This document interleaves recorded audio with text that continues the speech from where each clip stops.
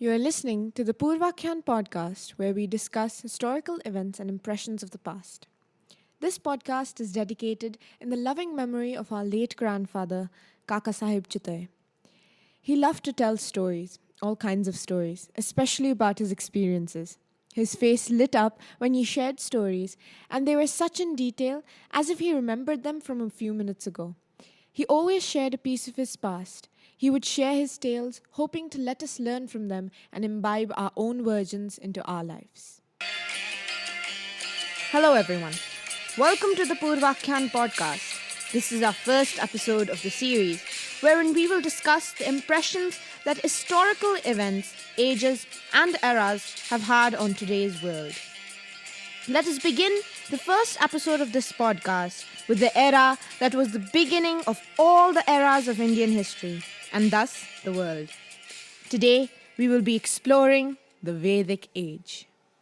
We will be taking a brief look at the fairly well-known parts of the history of the Vedic Age.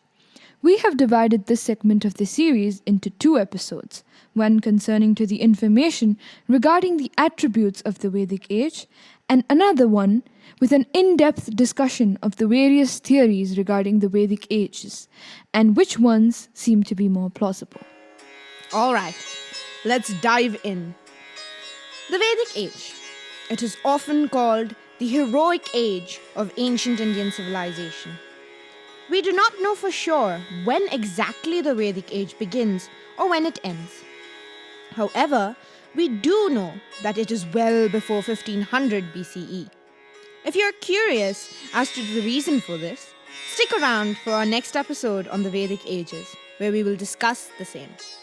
Well, let's move to the Vedic Age, which is divided into two sub-ages, the Rig Vedic and the later Vedic ages. It is the formative period where basic foundations of Indian civilization were laid down. These include the emergence of early Hinduism as foundational religion of India and the social or religious phenomenon known as caste. The source for this particular extract on the caste system is Wikipedia.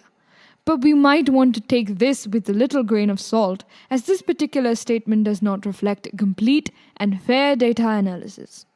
That is exactly why some argue that this system of caste in the Vedic ages wasn't implemented in the same way as the present day conceptual is. But it was merely a segregation of different sectors of professions for a smoother functioning of society.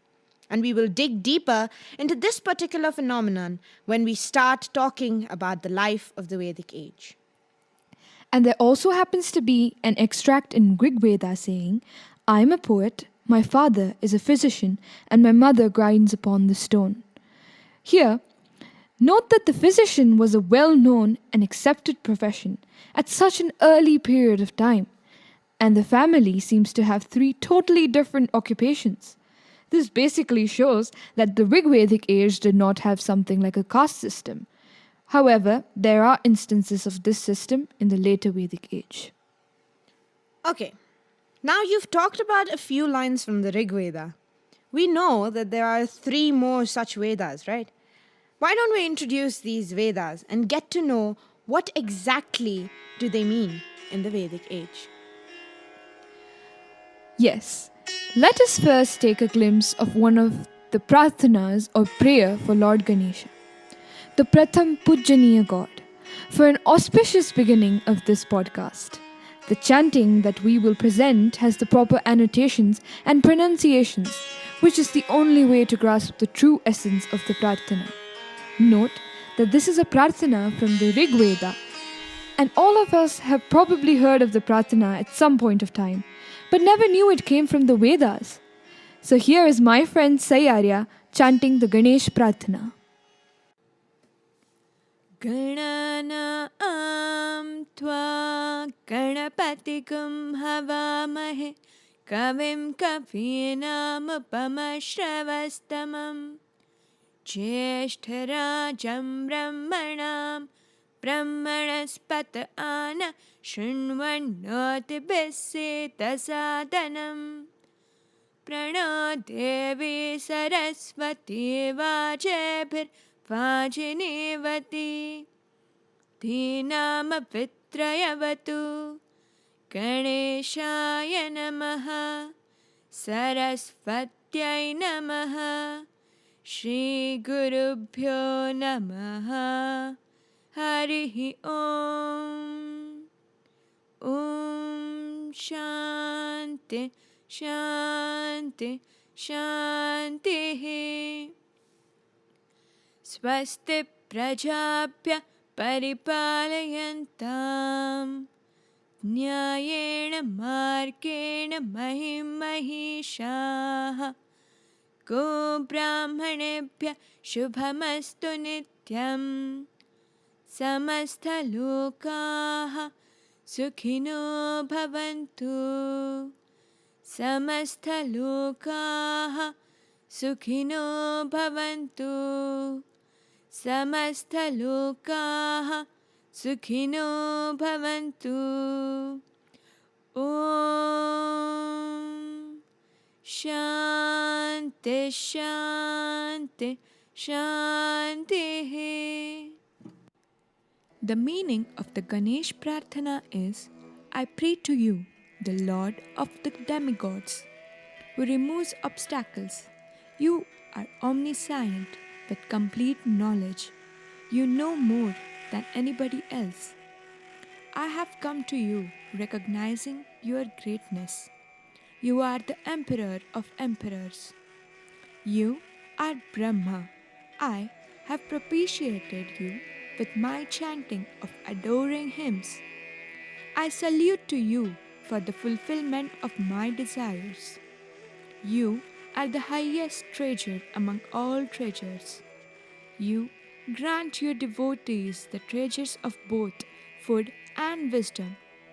We invoke Saraswati, the goddess of speech. May she be pleased with us and inspire our intelligence. And the meaning of the Shanti mantra is, may there be happiness for all the people. May the rulers righteously rule the earth. May there be welfare for the animals and men of wisdom at all times. May all beings be happy and prosperous. Thank you, Sayyarya. Also, another thank you for chanting the second shlok and wishing all of us a happy and healthy life. With this, let us travel through the Vedas. The Vedas, meaning knowledge, are the oldest texts of Indian civilization, though passed down orally for over 100,000 years. The Vedas are said to be Ananto Vai Vedaha, meaning infinite are the Vedas, and Apaurushaya, meaning not of human origin, and Anadi, meaning without a beginning in terms of time. They are divided into 4 branches. These are, first, Rig Veda, second, Yajur Veda, third, Samaveda, and fourth, Atharva Veda, where Atharva Veda later got subdivided into Krishna Yajur and Shukla Yajur Veda. Each Veda has 3 portions, the Samhitas, the Brahmanas, and the Aranyakas. Om is the Pranava, controller of life force, from which all the Vedas emerged. The Vedas explore origin of life, highlighting the ideals of human existence. That is the essence of Vedas. The Vedas not only talk about the origin and ideals of human life and spirituality, but also consist of information regarding the then used medicine, rituals, lifestyle, and geography. They basically also give a deep insight in the lives of the Vedic people. Let us now speak a little more about the Vedic life. First, let us take a brief look at the Rig Vedic or the early Vedic age life. In the early Vedic age, the society's political structure was somewhat similar to the monarchical form, but the Gopatis, which was literally translated into cow protector's office, wasn't hereditary. They were selected among the clansmen. The society wasn't divided on caste lines, and the Rajans, the Purohits, and the artisans were also a part of the clan networks. Occupation was not based on birth here. Members of the family could adopt different occupations as they wanted to choose. Some of the important functionaries of the Rigvedic society were Purohits, that were the priests, Senani, leaders of the army, and Gramini, leaders of the village. Now, talking about the Rigvedic age economy, the Rigvedic society was a pastoral society, cattle rearing being their dominant activity. Hence, a large number of words were derived from the word gau, meaning cow, and cow was an important unit of value. The unit of currency was nishka, which was made of gold, and barter was the model of exchange. Apart from yava or barley, no other grain is seen to be mentioned. Amongst the other professions that the Rig Veda mentions, the Rig Veda also makes a mention of professions like medicine, dancing, and also a barber. The physicians were greatly respected in their skills, and they treated their patients with the help of herbs and plants that are mentioned in the Ayurveda, and practiced also some sort of surgery. The women in the Rigvedic age were also very well respected and were equally given the same opportunities as the men. Through all of this, we see that people helped each other in this period. They respected each other, even as strangers. They all viewed each other as equals. So we see a relatively simple and peaceful life in the Rigvedic age. Let us turn our attention towards the later Vedic age. The later Vedic age is characterized by more complexities in social, political, and economic life.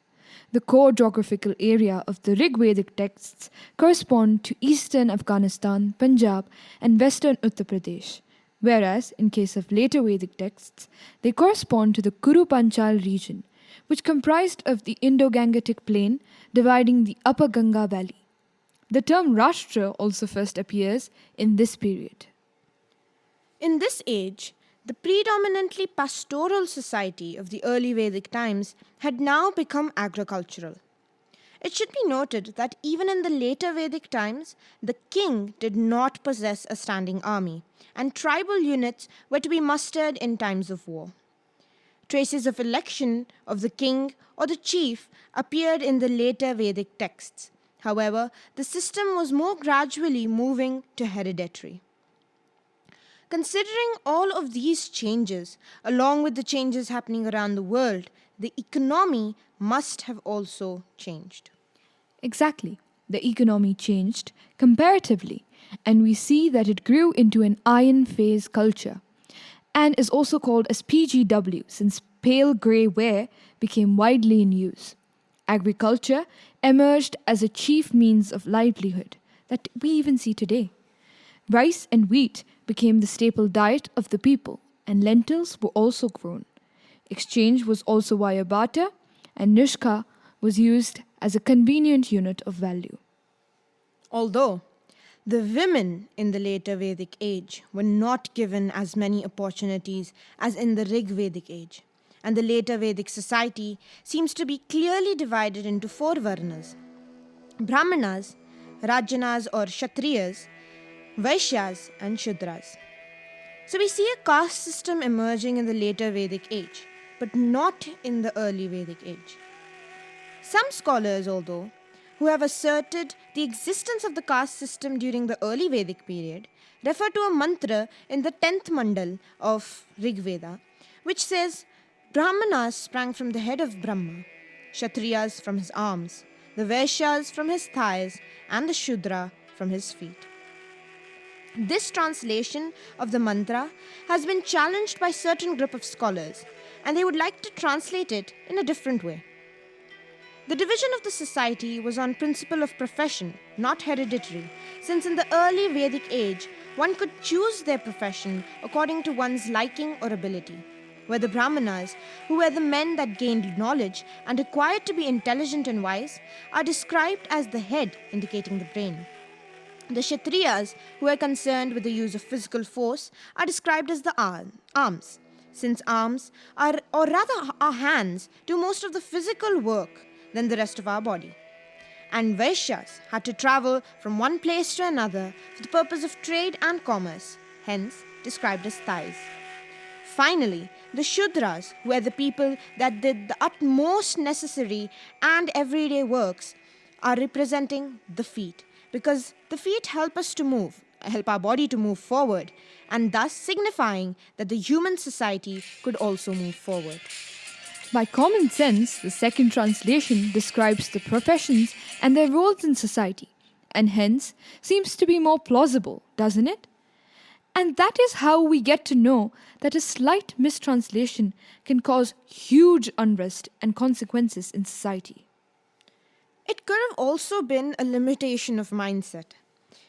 As we see that today's society can only view the caste system as a form of social discrimination.